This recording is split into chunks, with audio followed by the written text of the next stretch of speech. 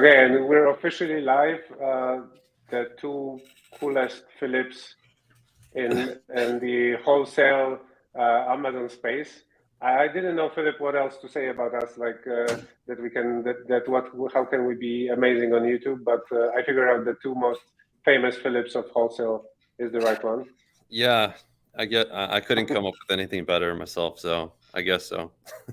Well, we'll start with that. So, hi guys, welcome to our July 2022 Wholesale Community Call. Yeah, let's just jump into it. We have a lot of questions. We have a lot of community that wanted us to dive into topics. And first of all, I wanted to introduce us. So let's go into quick introduction. Philip, you want to say a little bit about yourself? Well, I guess similar to what I said last time, but yeah. So my name is Philip. I'm one of the co-founders for Scan Unlimited, alongside my partner Robert. We built the tool about 5 years ago, or started building it 5 years ago, 6 years ago. I forget now. Starting it all blend together, and we were acquired by Carbon 6, and so Scan Unlimited is now part of the Carbon 6 family. Yep. Yeah, and that's like the timeline, I guess. And I'm also And an you're Amazon also seller, so yeah, that as well. you're a successful And here I am wholesale in my seller. warehouse. Yeah, I wanted to actually ask you one thing because I don't know that. Have you ever went into different directions than wholesale on Amazon? Like, have you Yeah, ever done private label or drop shipping yeah. or arbitrage? What's been the other thing? Yeah, no arbitrage, no drop shipping. We do dabble a little bit into private label. I'd say it's still like maybe 5 to 10% of our business. 90% plus is going to be wholesale, and that's pretty new for us. I mean, for the almost 10 years that we've been in business, 9 of the years was just wholesale the whole time. Because actually, at the time when I first started, I thought that was the only way to sell on Amazon. And then it ended up becoming a popular business model eventually. And I was like, oh, you guys are just hearing about this? Like, literally, this is the only way I knew how to sell on Amazon before. But yeah. this is completely opposite to how I started. So hi guys, my name is Filip Maciejewicz, and I am a wholesale general manager for Carbon 6. And yeah, we have a slew of tools that help Amazon sellers from whatever path and walk of life, help them succeed and automate as much as possible so they can do the things they love. And yeah, and my kind of role here is the way I see myself with the wholesale communities is I want to make sure that as many members that trust our tools like Supplier Scout, Online Retail Mastery, or Scan Unlimited, that they succeed. So I see myself as a success coordinator. And I've actually, Philip, started like 8 years ago myself. And I started with private label and for 5 years, more or less, I did not know that something like wholesale existed. So I was completely opposite from you. Yeah, in terms of what's marketed out there, definitely private label is by far the most popular thing to. Yeah, but it's crazy because private label is the hardest one to get into to succeed in. Like the amount of building blocks to succeed in private label versus wholesale. Like, yeah, I'm always saying that, like, if you're new, like the best way to start and like kind of starting out, start with I don't know, Zen arbitrage book, online book arbitrage, or maybe merch, try merch ninja. Then go to, like, if you have a little bit more budget, go to wholesale. Wholesale is much better starting idea than, you know, worrying about reviews, about creating your own pictures, creating copywriting for your own listing, managing negative comments, all those things. Mm-hmm. After, and like, also large capital requirements a lot of the times. Oh yeah, like the minimum orders tend to be kind of large if you're going to get it at like a decent price. But yeah, funny, like especially when the like Amazon wholesale was starting to be talked about on the internet. I remember like just a lot of people that I would talk to, and I would say something like Amazon FBA, and they would think immediately, oh yeah, I've heard about that. That's like when you buy things from Alibaba, right? I'm like, what are you talking about? That doesn't Amazon FBA is like a fulfillment system. I mean, or like a way to like fulfill your items. It has nothing to do with private label. I mean, you can use it when you have a brand, but it became synonymous with private label at some point. Like the marketing was that good, all the people talking about private label, that but at the same time, point where you couldn't tell the difference. Yeah, but at the same time, Philip, I think that might be a blessing in disguise, because like guys who are in wholesale, and that is only around like 25% of sellers are in wholesale, or like in arbitrage or in merch, like, much less competition, much better. So, and speaking of competition, and I'm monitoring the chat. So hi SS, hi Caitlin. Yes, so to answer SS, this YouTube is recorded, this video is recorded, and you will be able to watch it later on all the communities that we're blasting it to. And then Scan Unlimited also is going to be included in Scan Unlimited dashboard soon. So yeah, this video is recorded and will be available to watch for all our community members. And talking about competition, I wanted us to just touch briefly upon this. It's more of a gossip than anything else. We discussed with Philip before the call. There has been news recently from the Wall Street Journal and around the globe, like that Amazon has been slashing private label selection amid weak sales, meaning simply that they are closing down their own brands, like Amazon Basics and stuff like that. And that doesn't have to, but that could mean that maybe for wholesale also, they are going to be slowly getting out of basically being a competition to other sellers, which we know that when a product has a Amazon on the buy box and Amazon is selling there, like it's something to look into. Like I remember, Philip, I think I watched the video of yours on Scan Unlimited channel where you said like, well, contrary to popular belief, Amazon can be on the buy box once in a while and it's not a problem. It still can be an item to source, but if there's no Amazon, it's better, right? Yeah. I always like to recommend to people that if Amazon's on the listing, when you do your calculation to figure out, okay, from what you believe to be the estimated sales, like normally people would just divide up all the competitors that are competing around the buy box price. But so instead of doing that, if Amazon's involved, you immediately have to basically assume that like 90% of the sales will go to Amazon. But that 10% actually can still be worth it. It'd still be worth going for. I mentioned this in the last community call. If you set your repricer up to like move quickly up and down when competing against Amazon, that will actually give you some of that 10% time that I was talking about. So it's a little pro tip. So a little pro tip already at the beginning, and when we were discussing those slides with Philip, Philip said like, why is this slide about Wall Street Journal here? And you see, like we made it, made something out of it. So that's great. So we have. Yeah, I saw the slide. I was like, but this has nothing to do with wholesale. But like, it's true. It's not in a bubble. Like you're right. Yeah. If Amazon does something on the private label side, that doesn't mean it won't affect the wholesale business. It could, for sure. Yeah. And the way, guys, this is going to go is we're going to answer a couple questions. We always are asking before the call on our Facebook groups and in other places. We're asking, hey, what are your questions that you would like us to answer? And we have a set of questions here. We're just going to talk with Philip a little bit about like what are our perspectives on it. I'll give you an example. The first question came from David Salazar, and he said this: I received 3 separate emails from Amazon saying that my one and only seller account has been deactivated because it has been related to another account. Is there a way to reactivate? And we're just going to talk our perspectives and opinions, and Philip is going to be our kind of expert here.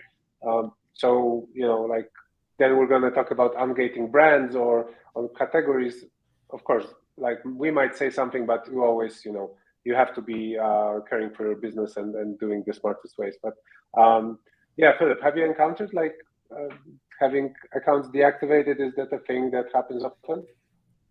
I've had a lot of experience selling on Amazon, but I will have to say I have very little experience with my account being deactivated. I've had my account deactivated 0 times, and September will be 10 years.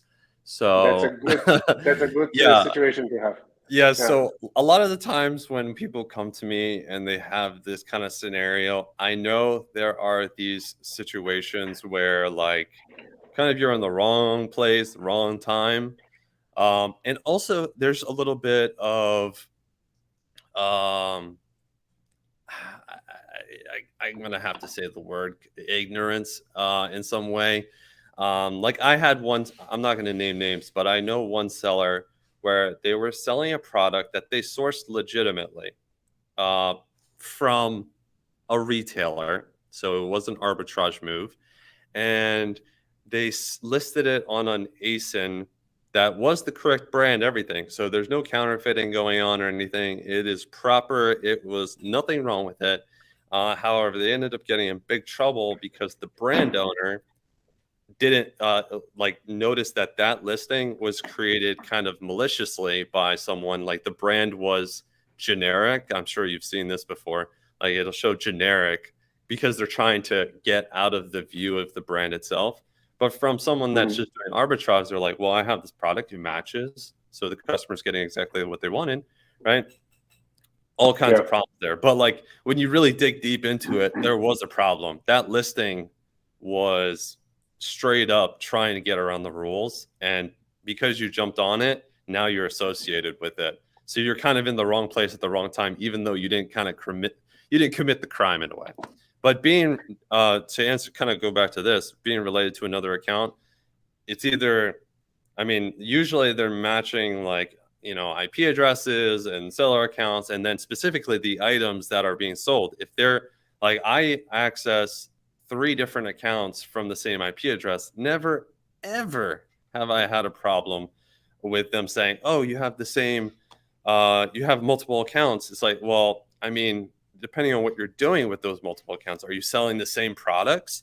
So like, for example, if you're trying to have 3 offers on one ASIN that improves your buy box percentage, yeah, I wonder why they flagged you. Like, so I'll add to it that very often. So what David is saying here, he has one and only account. So in this case, yeah, like I've also had always multiple accounts, and we've managed. Like you can ask Amazon to allow you have a second Amazon seller account, and they usually, if you have a good history, they will allow it. So it shouldn't be a problem. Like selling same item might be a problem, but I also say from a perspective of someone who has been doing this business from Europe and selling on US, sometimes things like VPN help. Meaning like Amazon can figure out like, hey, something's wrong, and they will just see that you've been logging in from many different places. It might look like if you're traveling or stuff, or like, and that might be. So sometimes using a VPN service to just always log in from a same specific location can help. And I want to add the 2 last things. First of all, guys, understand that Amazon sometimes makes mistakes. It's not a perfect system. Sometimes they will they will punish you for something you haven't done, A. B, you will talk to customer support and that guy will tell you, I can't do anything. And you'll talk to another one and that girl will tell you, nothing can be done. And you'll talk to the 51st guy and he will help you to reactivate. He will tell you what was the reason and, oh, sorry, mistake. We had actually, I don't know if I mentioned it on the last community call, but we had account suspended multiple times. But first time we had it, I was ready to give up. And after like 2 weeks, my business partner, she was emailing like jeff@amazon.com or Jeff Bezos at amazon.com, Bezos, like everything. And out of a sudden, after 3 weeks, they, reactivated our account. And the last thing I will just recommend, a good friend of the wholesale community and of ours, Vanessa Hung, and her onlinesellersolutions.com is like generally a great service provider for account health and performance. And like you can probably, if you have some problems, connect with Vanessa and with Online Seller Solutions. They're great. I hope Vanessa is going to be on the call once because they're like expert on really a lot of areas there. So hopefully that helps, David. We're going to Linda, and Linda said, I am in Amazon 1 year and prepared to find a wholesale website to ungate Estee Lauder brand. Kindly ask, that is anyone get that selling approved in Amazon. And of course, I don't, or Philip don't sell Estee Lauder brands, so we're not going to talk to it. But Philip, I took this question because I wanted to ask you, like, about your experience with ungating brands. Like, is that difficult? Have you had like no's or no-nos, or what's your kind of like experience and advice? Sure. Originally, it was a piece of cake, and then about, I'd say, it's about 5 years ago, it became like impossible. And at some point, Amazon realized it was ridiculous. Just like no matter what you provided them, they were like, "No, we don't want you here," right? And then here we are today, and I'd say it's not as easy as it used to be like 7 years ago, but it's still not that bad. Um, there's a few restrictions that can show up. One, it's for the category, which is pretty easy to get unlocked. So, Philip, I'll then interrupt you and just say, yeah, from There you Inna, go. is it possible to ungate the perfume category for the new seller? What is the requirement to ungate it? So maybe let's unpack these two questions at the same time as you were already. Yeah, I'm not so sure about the perfume category specifically. I know that Amazon can sometimes be like, wait, hold up, no more sellers for this particular category. Um, I don't sell perfume necessarily, but in terms of ungetting a category, it's usually pretty simple. There's a section in Seller Central where they're asking for like, okay, what kind of products are you going to sell? How many different SKUs will you have? Generally, it's not a difficult thing to do. So that's like the first like obstacle you might hit, which is the category level. After that, at the brand level, usually it'll be like, okay, we want to see some invoices. Which if you have like what I suggest in that case, if you're hit with a wall where they're requesting invoices, you might think, well, I haven't bought from them yet, so how would I provide invoices? So I usually recommend people buy like a small amount, just like a little test order, and most likely, I can't say with absolute certainty you'll get it ungated, but most of the time, providing that invoice will be enough for Amazon to unlock it. Another popular thing that has happened recently, by the way, I want to share this with other people. So transparency codes, which are those little QR codes that some brands have opted into to protect their brand. I say protect with quotes here. That can also be one of the restrictions to get the brand unlocked. So you have to like upload 5 transparency codes. So you have to have the product on hand, scan 5 of those codes, send it to Amazon, and then they'll ungate it. What I noticed recently, we bought from a brand where I saw the transparency code requirement. So I told the buyers, like, go ahead, buy some. We'll upload the transparency codes. When it arrived, they didn't have the codes. And I thought, that's actually like maybe a potential strategy for some brands that are kind of on the malicious side or very controlling. Like they might be selectively applying the codes to certain people, like certain retailers that they're selling to. Kind of a douchebag move, in my opinion, but you got to look out for these things. That's why I wanted to share it, like let other people know that could happen. And I will add to it 2 things. I probably Philip is not a fan, but there are category ungating services that you can take and pay. These range, the costs can range and stuff. Like never take something you haven't vetted or checked for reviews. But there are some that are quite popular and quite have a good reputation. I used them in the past, and they work. Like they deliver you everything, all the paperwork needed, plus for the categories. Plus even like scripts for what to write within the application. So there is also a doable thing. And I'll also mention here that Scan Unlimited has a IP checker, IP complaint checker Chrome extension. So basically, when you're researching products, it will show you, has this brand potentially gonna IP complain you, and you're gonna have to cancel all your order and basically throw it to trash, right? And Although I IP think that complaints can be well fought if you have the invoice. So just a little also thing as well. But the kind of the thing is, guys, like most of the things can be done, and most like brands are a little bit more complicated, but like you just have to find a good supplier and like talk to your suppliers, and then also work with Amazon. Amazon treats accounts a bit differently once they are a bit seasoned and have a bit of a history. So like warming up that account is important, especially in the Yeah. beginning. Like you want to have a good slight start, Yeah. especially that I think even currently most accounts, like wholesale accounts, like you have a 1,000 units limit, right, in the first month. So, and then you kind of order a couple items for this, for that, do test runs, and then within the month number 3, you can have a 10,000, items limit, and you will be treated in fear, like with ungating also different. So Yeah, like that's for something. my account, sometimes it'll show the apply to sell button. I'll press it, and it's like, congratulations, you've been approved. It's Yeah. like I haven't even submitted anything. So yeah, definitely, as you get an older account, it gets a lot easier. Yeah. So, but doesn't mean you can't start. Like start with yeah, you got to start and just like follow the rules as best you can, and you'll get there. And I would also go for the low hanging fruit too. So just go for like, don't start with like maybe the most difficult brand to ungate, and Meaning, if something is on the first page of like bestsellers, that brand might be that they have a lot of requests, and that's going to be a hard one.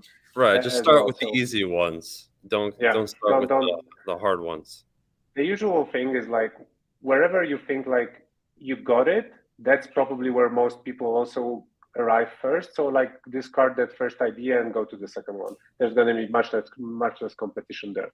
Okay, so Ravzan wrote also, recently I received an unverified 1-star rating without a comment.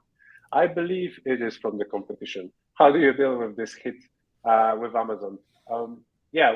Dirty competition, Philip, exists because I fought them for a very long time.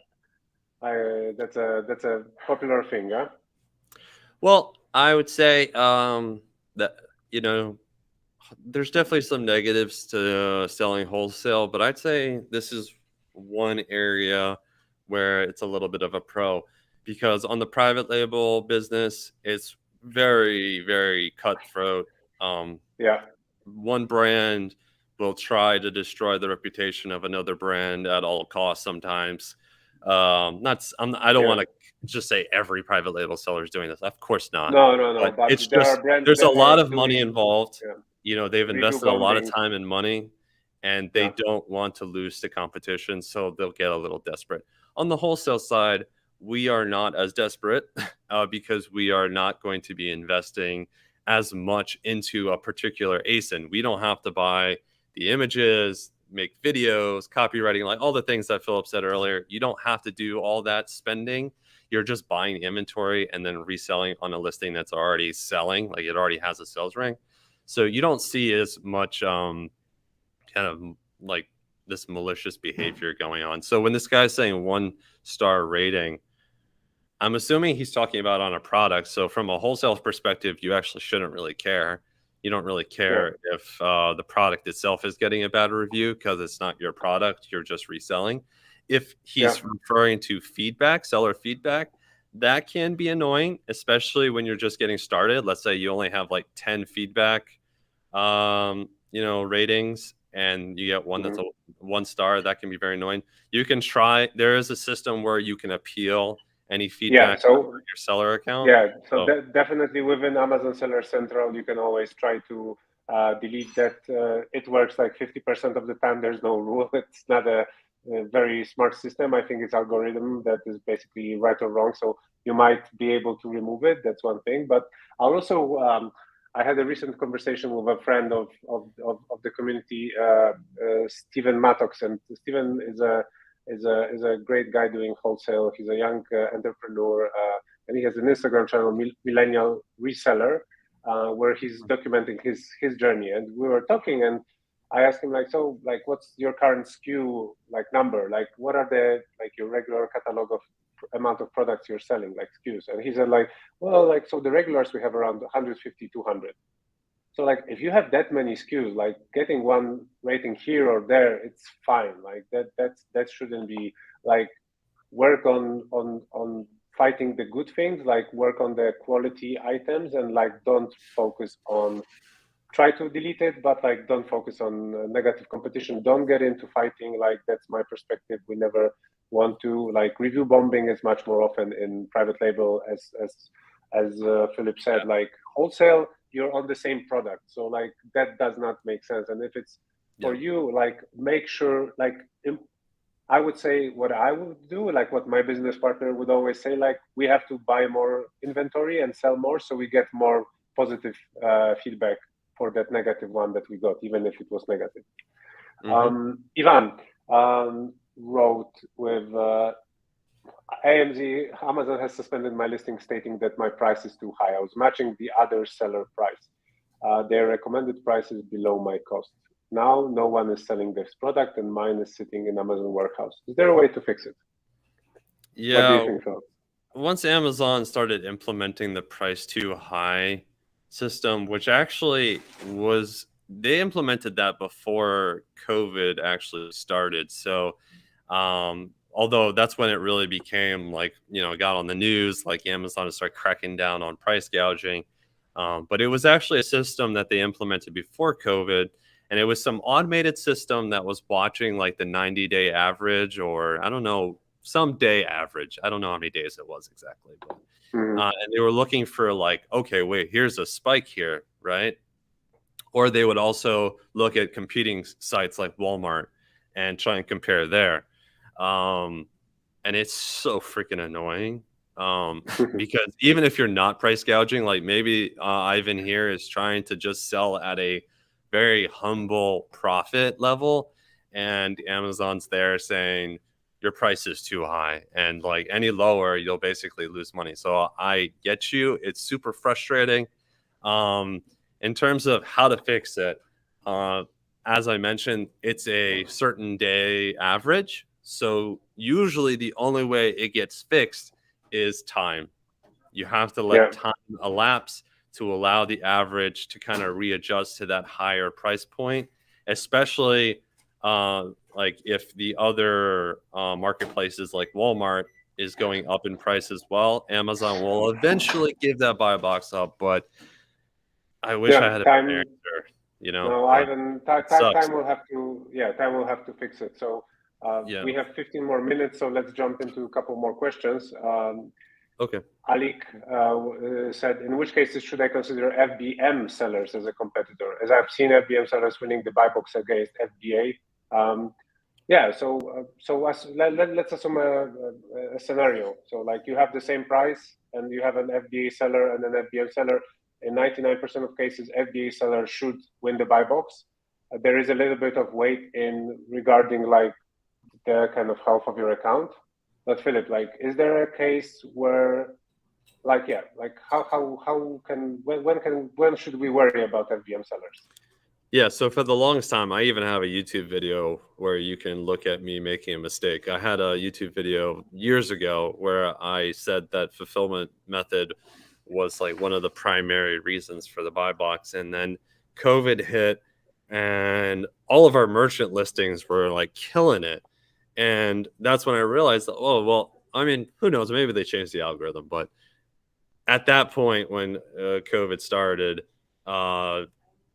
clearly the algorithm was looking at delivery time, like Alec is saying. It's really delivery time that is winning the buy box. Now, when you're an FBA seller or listing or offer, you're going to have 1 to 2 day shipping, right? And the merchant listings, like I can say, we do merchant fulfilled at our warehouse as well as FBA. And to sell and to have a fulfillment price or cost that's equal to the FBA fee, usually we have to ship it first class. This is like a US thing, but that's like through the post office. First class is like super cheap, but it's not that fast, like for 3 to 5 days, right? So if you're going to be a similar fulfillment speed, your fulfillment fee, like your shipping cost, will be greater. Therefore, your profit will be less. That's why you see this like assumption that FBA is always going to get the buy box, because it's hard to get that combination of like, how are you going to be FBM, be just as fast as FBA, and your cost is the same or less? Like almost never. Like it's almost, you can almost never get to that point. So the answer is kind of to reiterate in a way, you're going to see FBM sellers even if they have similar stats and price as FBA sellers, but it's going to rotate, and the FBA seller is going to get it more often. And like the FBA seller will almost get 100% of the buy box. I'm just saying that if the FBM seller is going to get the buy box, they have to either match the shipping speed of the FBA offers, or they have to beat them by price quite a bit. You have to go quite a bit lower. Which is hard. Yeah. Okay. A question from Umar, and like maybe Philip, you could give us like a 3-minute of how you approach it. Like, how do you approach cash flow and scaling your business? What are the metrics that you look at to make sure that you don't run out of cash flow? Like, do you have a spreadsheet? You use some tool? What's kind of your way of treating those things? I'll probably be shamed for this, but like I'm actually not. I kind of set up a bunch of systems that's very like, I don't know, future looking, so to speak. So you could look at it as like, okay, if I make sure that I'm measuring everything and reporting everything, I can make sure that everything's profitable and I'm not losing money on stuff and things are selling. But basically, instead of looking in the past, I usually try and implement systems going like for the future. So like in my last talk about repricing, I talk about delegating work. So the buyers know that they have a very, very strict buying criteria, and they're set up in a way that they're very unlikely to make a mistake, but purchasing mistake where I'm going to be stuck with inventory. And if they do make a mistake, it's going to be a small little mistake in the repricer that's automatically recalculating inventory age and repricing based on that is going to clearance that out so that it gets out. And then we have systems to make sure that we're not repurchasing bad inventory. So in terms of like how to manage, like just measuring, I'm kind of always like future, like looking into the future instead of looking at the past. In terms of like beginners needing cash flow, start with like charge cards, like Amex. I got an Amex like first year I was doing business. The nice thing about them is that they don't set like a strict credit limit. They look at your purchasing history and they look at your payment history, and they really start to let you spend a lot on it. And if you're buying 30 days worth of inventory and you buy like, especially if you have like the Plum card, I think they give you like 60 days to pay. I mean, you could turn that over many times. And I mean, that's a really great way to start. And then beyond that, you can go for lines of credit from banks and other forms of financing. But also, I'll just add on my side that find the test products. Don't put all your eggs in one basket. Test products and kind of find the winners, monitor them, and inventory management. Like see what is selling, reorder that, and maintain your cash flow. That's important. Yeah, do as I say, not as I do. That's basically what I'm saying. So Philip's right. Like you should be measuring your products and seeing how they're doing and repurchasing based on that. I have my own way of doing things, I guess. Yeah, of course, and we're just sharing our perspectives. Angel Champ Hernandez, how do I expand my storage limit on Amazon? It says that 1,000 units is the limit, and I think I kind of answered it before. Do a small test runs. Show Amazon that you are selling something, but order 10 items of this, 10 items of that, 10 items of another item, 10 units, and within 3 months you're gonna get month 2 you're gonna have 3,000 units. Month 5 you're gonna see 10,000 units. It takes time, but it's they're looking for turnover. They want to see turnover. They want to see you send in a 5. They want to see that 5 leave quick. You do that, they're gonna start increasing this to become unlimited without any limitation. That's why, in a way, in the wholesale community, it is usually said that a good practice is to order a month of inventory, not much more, because you don't want to have those that data kind of showing to Amazon that like they're actually going to store a lot of your inventory. So Yep. that could be a thing. There has been a question from the online retail mastery community, and I wanted to get, Philip, your opinion maybe on that one, and then we can answer some of the current community questions from the call. What should sellers look for when finding a supplier? Meaning, how to find a good supplier? And I'll just add from myself maybe at the beginning that I was talking to, I think that was Hurricane Liz. She's a friend of the community, and she's a great YouTuber and an amazing Amazon wholesale seller. And I think it was her saying like that, like don't just find one or two or apply to 5 or 10. Like you have to have plenty. Like the beginning of having Amazon wholesale business is communicating and contacting tons of suppliers. What's your kind of like advice, Philip, there? Yeah, I would have to agree on that. The buyers for our business, they constantly go to trade shows. Where like I think right now our list is like a little bit over 100 different suppliers, but they're still like actively looking for new suppliers because sometimes things go wrong and sometimes suppliers change their mind. They think, okay, I'm going to have this strategy of reselling to retailers. And then they switch their mind. They're like, you know what? I think I'll be the only seller. I'm going to vertically integrate. And guess what? I've had suppliers reverse that decision and go back to selling to retailers because they were like, wait a minute, we were distributors or we were manufacturers. What are we doing? This makes no sense. And so you want to constantly find new suppliers and you want to maintain those relationships, even if they go sour. If they go sour, don't like freak out and curse them out or anything like that. Just like be calm, maintain the relationship, say that you're more than happy to work with them in the future if they change their mind. And sometimes they do. Yeah. One more thing from me that I would add is have your own red flags in a way, but like don't be an a-hole in communication. Like be a good person in that communication. For me, a red flag, for example, is response time. If I'm trying to communicate with a supplier and that response time is like I don't get a response for a couple of days, like that's not usually a good sign. And most cases there's going to be another supplier for that same brand. So like reach out to as many and like you'll see who clicks, who is the there's plenty of fish in the sea, as they say. That being said, just as last month we were mentioning that, trade shows is also a big thing. Everyone knows I'm like, that's my number one spot to find people, suppliers. Yeah, if you can go to trade shows, definitely.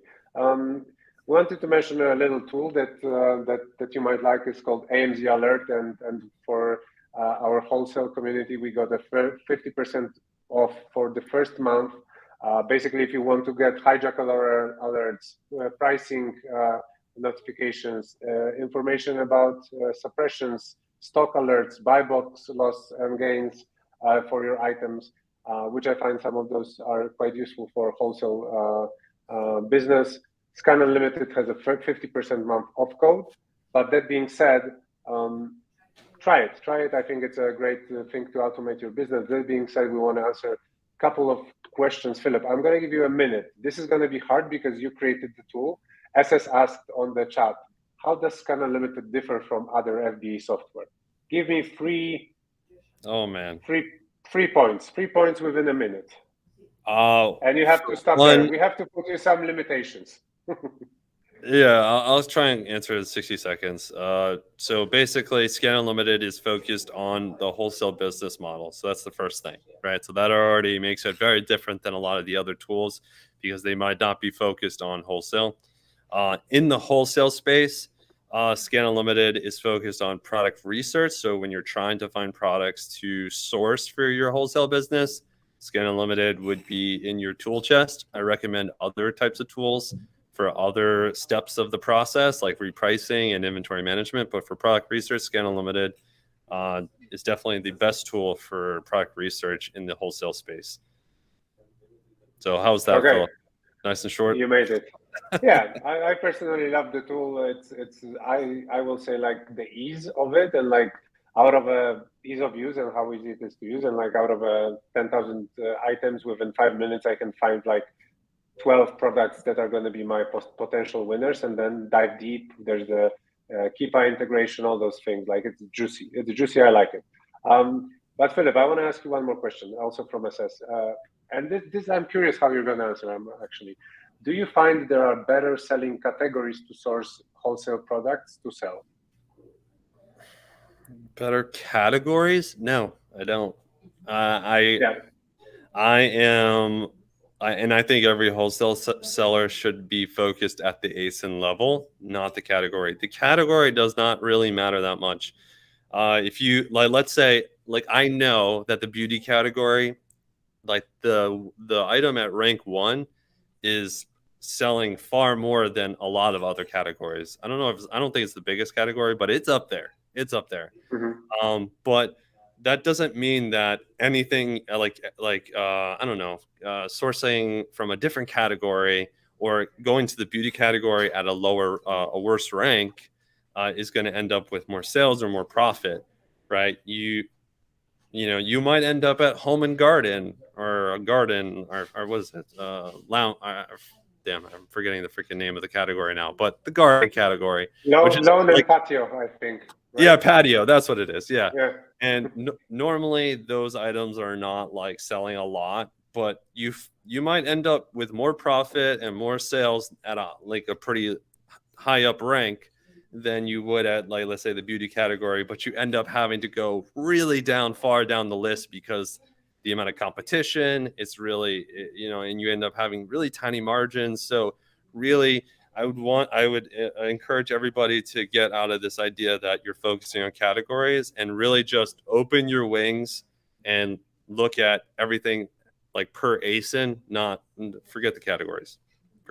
That's my idea. And there's a supplemental question also by SS to that. Like, are there best brands to get ungated for? Like, and also to sell. And I think there's a similar answer. Like, there is such a wealth of products in every of Amazon categories and of suppliers.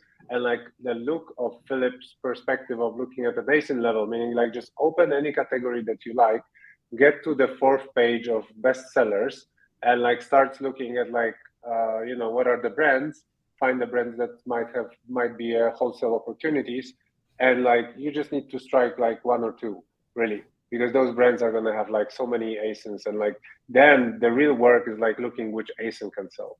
And brands, I don't think there's anything specific. Like there are brands that you have to watch out for, right? Like specifically. So maybe Philip, like, do you have experience? Like I know Nike and Apple are not brands that you would go into, but like, can you name some others that like you wouldn't personally try to get close to? Basically, if you go on Scan Unlimited and use the IP complaint tool, every single one of them on that list, I would avoid. So there's a lot there. So yeah, it's the database is pretty big, so it's got quite a bit of brands in there. So yeah, there's in particular best brands to work with, undefined. So a brand that is willing to work with you and you can open an account and they have ASINs that are profitable and selling well, that's a good brand, right? Yeah. But any brand could fit that. And I will finish this community call with one couple words of wisdom. Is my advice is like, just guys keep pushing. Like find more ASINs, find more suppliers. Like I find that very often I speak with members of our communities or wholesale or arbitrage or private label that are simply like, well, I bought like a 2 product, I bought 2 books, like I contacted 1 prep center and they didn't reply. What do I do?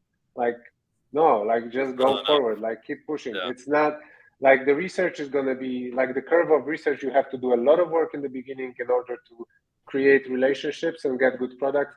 Then it goes down. Easy. Then it becomes easy. And then you have an extremely profitable, great business that generates freedom. So Philip, I wanted to thank you a lot for showing up. And if you guys want, like Philip has also been a part of the June 2022 community call for wholesale. So you can find that on Facebook groups and within Scan Unlimited, or just write on Facebook group like, hey, where can I find the last community call, and I'll respond to you because I'm there very often. Philip, you've been amazing as always. Like, it's great to get your honest feedback and like telling everybody to get credit cards and max their credit cards. We're not supporting that. We're just sharing our personal approaches, of course. Yeah. That's what I did. Thank you. That's what I did. Yeah. But I don't believe in paying interest. Okay, there's my disclaimer. No. You have to pay it off pay on off, time. Pay off. Okay? Yeah, credit cards Pay have it like off. the most crazy, like 17, 18, 21%. But use the bank's money is not a problem. Use the bank's money. No. You know, no problem. That is our second message of the day. Philip, thank you very much. Really. Yeah, no problem. It's been fun. Thanks for having me. We'll definitely gonna see each other soon on the next one of the next ones. Okay. For sure. Sounds great. Thank you, everybody. Thank you, guys. See you. See you in the August 2022 community call. Bye. Yeah.